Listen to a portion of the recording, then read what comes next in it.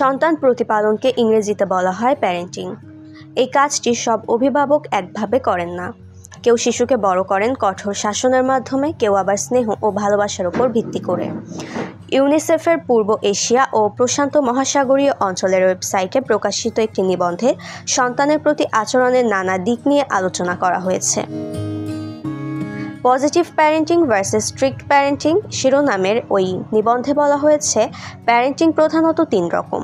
এগুলো হলো ইতিবাচক, কঠোর এবং টাইগার প্যারেন্টিং।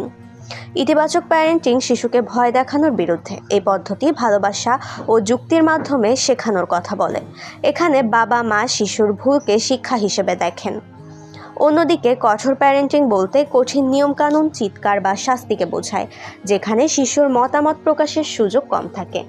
নিজের ইচ্ছা বা আবেগ প্রকাশ করা কঠিন হয়ে পড়ে, এমনকি প্রশ্ন করতেও নিরুৎসাহিত করা হয়। কঠোর প্যারেন্টিংয়েরই একটি ধরনের নাম টাইগার প্যারেন্টিং, যেখানে শিশুকে যে কোনো মূল্যে শিক্ষা, সহশিক্ষা বা খেলাধুলায় সেরাটা অর্জনের জন্য চাপে রাখা হয়।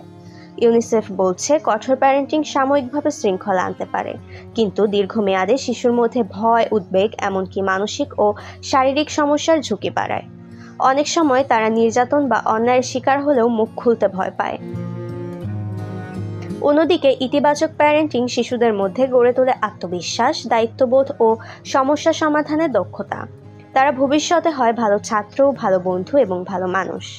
গবেষণা ও মনোবিজ্ঞান বরাবর বলছে, ইতিবাচক প্যারেন্টিংই সবচেয়ে বেশি কার্যকর।